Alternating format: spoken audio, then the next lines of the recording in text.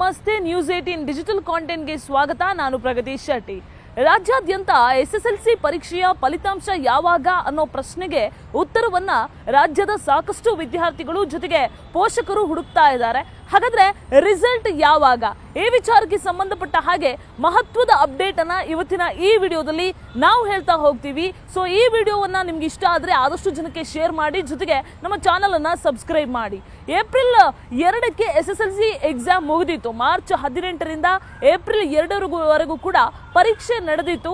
ರಾಜ್ಯದ ಸುಮಾರು 8,65,988 ಮಂದಿ ವಿದ್ಯಾರ್ಥಿಗಳು ಪರೀಕ್ಷೆಯನ್ನ ಕೂಡ ಬರೆದಿದ್ರು. ಸೊ ಎಲ್ಲವೂ ಕೂಡ ಆರಾಮಾಗೇ ಇತ್ತು. ಆದ್ರೆ ಪರೀಕ್ಷೆ ಬರಿತಾ ಇದ್ದ ಸಂದರ್ಭದಲ್ಲೇ ಮಾರ್ಚ್ 27ನೇ ತಾರೀಕಿಗೆ ಶಿಕ್ಷಣ ಸಚಿವ ಮಧು ಬಂಗಾರಪ್ಪ ಅವರು ಹಿಂದಿ ಪರೀಕ್ಷೆಯನ್ನ ಅಥವಾ ತೃತೀಯ ಭಾಷೆಯನ್ನ ಇನ್ಮೇಲೆ ನಾವು ಗ್ರೇಡ್ ಅಂತ ಪರಿಗಣನೆ ಮಾಡ್ತೀವಿ, ಅದನ್ನ ಅಂಕಕ್ಕೆ ನಾವು ಕ್ಯಾಲ್ಕುಲೇಟ್ ಮಾಡೋದಿಲ್ಲ ಅನ್ನುವಂತಹ ವಿಚಾರವನ್ನ ಹೇಳಿದ್ರು. ಅಂದ್ರೆ 625 ಅಂತ ಏನ್ ಇವ್ರು ಕ್ಯಾಲ್ಕುಲೇಟ್ ಮಾಡ್ತಾ ಇದ್ರು ಪರ್ಸೆಂಟೇಜ್ ಕ್ಯಾಲ್ಕುಲೇಟ್ ಆಗುವಾಗ, ಅದು 525ಕ್ಕೆ ಕ್ಯಾಲ್ಕುಲೇಟ್ ಮಾಡ್ತೀವಿ. ಹಿಂದಿ ಜೊತೆಗೆ ತೃತೀಯ ಭಾಷೆಯನ್ನ ಪಕ್ಕಕ್ಕೆ ಇಡ್ತೀವಿ, ಗ್ರೇಡ್ ಅಂತ ಪರಿಗಣನೆ ಮಾಡ್ತೀವಿ ಅನ್ನುವಂತಹ ವಿಚಾರವನ್ನ ಹೇಳ್ತಾರೆ. ಅದಾದ್ಮೇಲೆ ವಿದ್ಯಾರ್ಥಿಗಳು ಕೂಡ, ರಾಜ್ಯದ ಅನೇಕ ವಿದ್ಯಾರ್ಥಿಗಳು ಎಕ್ಸಾಮ್ ಅನ್ನ ಬಹಳ ಸರಳವಾಗಿ ತಗೊಂಡು ಬರ್ದಿರ್ತಾರೆ. ಹೆಂಗೋ ಕನ್ಸಿಡರ್ ಆಗಲ್ವಲ್ಲ ಅನ್ನೋ ಮೈಂಡ್ ಸೆಟ್ ಅಲ್ಲಿ ಬಹುತೇಕ ಜನ ವಿದ್ಯಾರ್ಥಿಗಳು ಬರ್ದಿರ್ತಾರೆ. ಆದ್ರೆ ಈಗ ಆ ವಿಚಾರ ಕೋರ್ಟ್ ಅಲ್ಲಿ ಇದೆ. ಅಂದ್ರೆ ಈ ಹಿಂದೆ ವಿದ್ಯಾರ್ಥಿಗಳು ವಿಚಾರಕ್ಕೆ ಸಂಬಂಧಪಟ್ಟ ಹಾಗೆ ಹಿಂದಿ ಪರೀಕ್ಷೆಯ ಅಂಕವನ್ನ ಪರಿಗಣನೆ ಮಾಡಬೇಕು ಅಂತ ಕೋರ್ಟ್ ಮೆಟ್ಟಿಲನ್ನ ಏರಿದಂತಹ ಸಂದರ್ಭದಲ್ಲಿ ಏಕಸದಸ್ಯ ಪೀಠ ಅಂಕವನ್ನ ಪರಿಗಣನೆ ಮಾಡೋದಕ್ಕೆ ಆದೇಶವನ್ನ ಸೂಚಿಸುತ್ತೆ.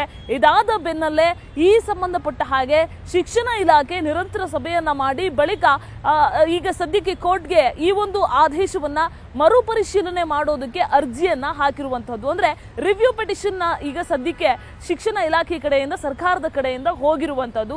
ಈ ರಿವ್ಯೂ ಪಿಟಿಷನ್ ಏನ್ ಆಗುತ್ತೆ, ಹಿಯರಿಂಗ್ ಆದ್ಮೇಲೆ ಗೊತ್ತಾಗುತ್ತೆ. ಈ ಹಿಯರಿಂಗು ನಾಳೆ ಆಗುತ್ತೆ. ನಾಳೆ ಇದಕ್ಕೆ ಸಂಬಂಧಪಟ್ಟ ಹಾಗೆ ಸ್ಪಷ್ಟ ಚಿತ್ರಣ ಸಿಗುತ್ತೆ. ಇಲಾಖೆ ಈಗ ಏನಾದ್ರೂ ಅಂಕವನ್ನ ಪರಿಗಣನೆ ಮಾಡಿದ್ರೆ ಸಾಕಷ್ಟು ಸಮಸ್ಯೆ ವಿದ್ಯಾರ್ಥಿಗಳಿಗೆ ಆಗೋ ಸಾಧ್ಯತೆ ಇದೆ. ಕೆಲವರು ಎಕ್ಸಾಮ್ ಅನ್ನ ಲಿಬರಲ್ ಆಗಿ ಬರ್ದಿರ್ತಾರೆ, ಓದ್ಕೊಂಡೋಗಿ ಬರ್ದಿರಲ್ಲ, ಹೆಂಗೋ ಕನ್ಸಿಡರ್ ಆಗಲ್ವಲ್ಲ ಅನ್ನೋ ಮೈಂಡ್ ಸೆಟ್ ಅಲ್ಲಿ ಬರ್ದಿರ್ತಾರೆ. ಜೊತೆಗೆ ರ್ಯಾಂಕ್ ಬರಬೇಕು ಅಂದ್ರೆ ಔಟ್ ಆಫ್ ಔಟ್ ತೆಗಿಬೇಕು ಅಂತ ಅನ್ಕೊಂಡಿದ್ದಂತಹ ವಿದ್ಯಾರ್ಥಿಗಳಿಗೆ ಹಿಂದಿ ಪರೀಕ್ಷೆಯಲ್ಲಿ ಏನಾದ್ರೂ ಕಡಿಮೆ ಅಂಕ ಬಂತು ಅಂದ್ರೆ ಅವರ ಓವರ್ ಆಲ್ ಪರ್ಸೆಂಟೇಜ್ ಮೇಲೆ ಅಗೈನ್ ಇಲ್ಲಿ ಸಮಸ್ಯೆ ಆಗುತ್ತೆ. ಶಿಕ್ಷಣ ಇಲಾಖೆಯ ಎಡವಟ್ಟಿನ ನಿರ್ಧಾರ, ಶಿಕ್ಷಣ ಇಲಾಖೆ ಸರಿಯಾಗಿ ಯೋಚನೆ ಮಾಡದೆ ತರಾತುರಿಯಲ್ಲಿ ತೆಗೆದುಕೊಂಡಂತಹ ನಿರ್ಧಾರ ಈ ಎಲ್ಲ ಸಮಸ್ಯೆಗಳಿಗೆ ಕಾರಣ ಆಗ್ತಾ ಇದೆ ಅಂತ ಪೋಷಕರು ಕೂಡ ಆಕ್ರೋಶವನ್ನ ಹೊರಹಾಕ್ತಾ ಇದ್ದಾರೆ.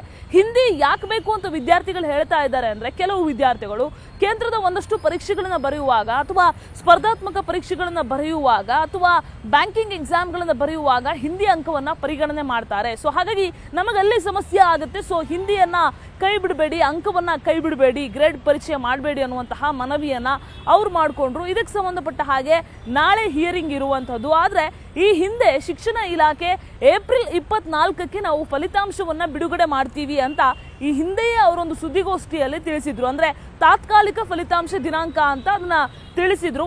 ಇದಕ್ಕೆ ಸಂಬಂಧಪಟ್ಟ ಹಾಗೆ ಎಕ್ಸಾಮ್ ರಿಸಲ್ಟ್ ಅದೇ ದಿನ ಬರುತ್ತಾ ಅನ್ನುವಂತಹ ಪ್ರಶ್ನೆ ಈಗ ಇರುವಂತದ್ದು. ಯಾಕಂದ್ರೆ ಈ ವಿಚಾರ ಇನ್ನೂ ಕೋರ್ಟ್ ಅಲ್ಲಿ ಇರುವಂತಹ ಕಾರಣ ಆ ದಿನ ರಿಸಲ್ಟ್ ಬರೋದು ಬಹುತೇಕ ಡೌಟ್. ಬಹುತೇಕ ಅಲ್ಲ, ಏಪ್ರಿಲ್ 24ಕ್ಕೆ ರಿಸಲ್ಟ್ ಬರೋದೇ ಇಲ್ಲ ಅಂತ ಹೇಳ್ಬೋದು. ಯಾಕಂದ್ರೆ ಮ್ಯಾಟ್ರ್ ಇನ್ನೂ ಕೂಡ ಕೋರ್ಟ್ ಅಲ್ಲಿ ಇದೆ. ಈ ವಿಚಾರಣೆ ಹಿಯರಿಂಗ್ ಆಗಬೇಕು, ವಾದ ಪ್ರತಿವಾದವನ್ನ ಆಲಿಸಿ ಅದು ತೀರ್ಪು ಬರಬೇಕು. ಸೊ ಈ ಕಾರಣದಿಂದ ಈ ಪ್ರೋಸೆಸ್ ಎಲ್ಲ ಏಪ್ರಿಲ್ 24ರ ಒಳಗಡೆ ಮುಗಿಯುತ್ತಾ ಅನ್ನೋ ಪ್ರಶ್ನೆ ಇದೆ.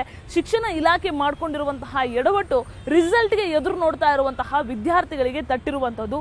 ಆದ್ರೆ ಶಿಕ್ಷಣ ಸಚಿವರಿಗೆ ಈ ಬಗ್ಗೆ ಪ್ರಶ್ನೆ ಮಾಡಿದಾಗ ಮಧು ಬಂಗಾರಪ್ಪ ಅವರು ಹೇಳ್ತಾರೆ, ಏಪ್ರಿಲ್ 24 ಇಲ್ಲ ಅಂದ್ರೂ ಕೂಡ 25, 26 ಅಂದ್ರೆ ಒಂದು 2-3 ದಿನಗಳ ಅಂತರದಲ್ಲೇ ನಾವು ರಿಸಲ್ಟ್ ಅನ್ನ ಅನೌನ್ಸ್ ಮಾಡ್ತೀವಿ. ಬ್ಯಾಕಪ್ ಅಲ್ಲಿ ನಾವೆಲ್ಲ ಪ್ಲಾನ್ ಅನ್ನ ಇಟ್ಟಿದೀವಿ ಅನ್ನುವಂತಹ ಮಾತನ್ನ ಹೇಳ್ತಾರೆ. ಅಂದ್ರೆ ಇದೇನೇನು ಬೆಳವಣಿಗೆಗಳಾಗುತ್ತೆ ಇದೆಲ್ಲ ವಿಚಾರವನ್ನು ಕೂಡ ಮುಖ್ಯಮಂತ್ರಿ ಸಿದ್ದರಾಮಯ್ಯ ಅವರಿಗೆ ನಾವು ಮಾಹಿತಿ ಕೊಡ್ತೀವಿ, ಮುಖ್ಯಮಂತ್ರಿಗಳ ಜೊತೆ ಚರ್ಚೆ ಮಾಡಿ ಒಂದು ಅಂತಿಮ ನಿರ್ಧಾರವನ್ನ ಕೈಗೊಳ್ತೀವಿ. ಅಂದ್ರೆ ಈ ವರ್ಷ ಏನಾದ್ರೂ ಮಾಡ್ಬೇಕಾ ಅಥವಾ ಹೊಸ ಡಿಸಿಷನ್ ಏನಾದ್ರು ತಗೊಳ್ಬೇಕಾ, ಈ ಎಲ್ಲ ಸಾಧಕ ಬಾಧಕಗಳ ವಿಚಾರಕ್ಕೆ ಸಂಬಂಧಪಟ್ಟ ಹಾಗೆ ಸಿಎಂ ಸಿದ್ದರಾಮಯ್ಯ ಅವರ ಬಳಿ ಕೇಳ್ಕೊಂಡು ಆಮೇಲೆ ನಾವು ಡಿಸೈಡ್ ಮಾಡ್ತೀವಿ ಅನ್ನುವಂತಹ ಮಾತನ್ನ ಸದ್ಯ ಹೇಳ್ತಾ ಇರುವಂತದ್ದು. ಆದ್ರೆ ಇದೆಲ್ಲವೂ ಕೂಡ ಓವರ್ ಆಲ್ ಪರ್ಸೆಂಟೇಜ್ ಮೇಲೆ ಎಫೆಕ್ಟ್ ಆಗುವಂತಹ ಸಾಧ್ಯತೆ ಇದೆ. ಇದು ಮುಂದೆ ಏನೇನು ಆಗುತ್ತೆ ಅನ್ನೋದನ್ನ ಕಾದು ನೋಡಬೇಕಾಗಿದೆ. ನಿರ್ಭೀತ, ನಿಷ್ಪಕ್ಷಪಾತ, ವಿಶ್ವಾಸಾರ್ಹ ಸುದ್ದಿಗಳಿಗೆ ಮತ್ತೊಂದು ಹೆಸರಾಗಿರುವಂತ ನ್ಯೂಸ್ 18 ಕನ್ನಡ ಈಗ ಆಪ್ನಲ್ಲೂ ಲಭ್ಯವಿದೆ. ದಯವಿಟ್ಟು ಇಲ್ಲಿರುವಂತ QR ಕೋಡ್ ಸ್ಕ್ಯಾನ್ ಮಾಡಿಕೊಂಡು ಆಪ್ ಡೌನ್ಲೋಡ್ ಮಾಡೋದಕ್ಕೆ ಮರಿಬೇಡಿ.